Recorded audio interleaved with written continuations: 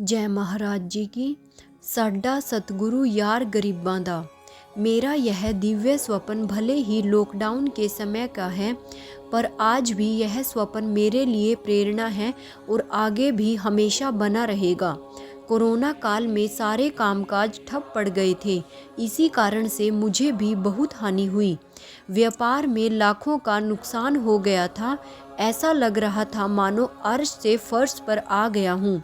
उन्हीं दिनों एक रात्रि मुझे एक दिव्य स्वप्न आया। मैंने स्वयं को एक बड़े से घर में देखा। वह घर एकदम महल की तरह लग रहा था। उसे देखकर मेरे मन से यही निकला, अरे वाह, महाराज जी ने रहने के लिए कितना अच्छा घर दे दिया है। मैं घूम घूम कर उस घर को देखने लगा, लेकिन यह क्या, मन में जगी खुशियां अगले ही पल समाप्त भी हो गई।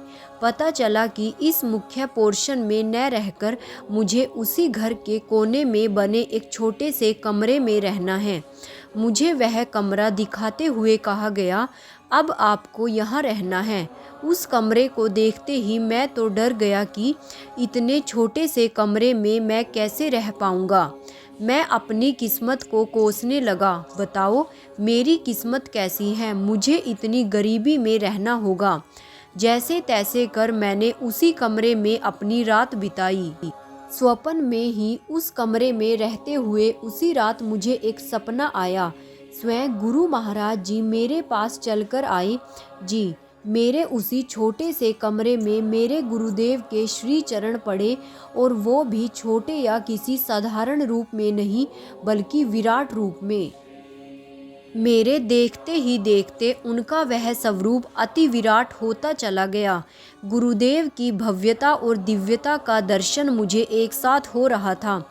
इसी के साथ साथ मेरे कानों में भजन की एक पंक्ति भी सुनाई दे रही थी कि लैना वड्डियां बन के साडा सतगुरु यार गरीबां दा। सतगुरु को तो दीनानाथ भी कहा जाता है। दीनों गरीबों के सहारे उनके पालनहारे, उन सबका आधार है मेरे प्यारे सतगुरु।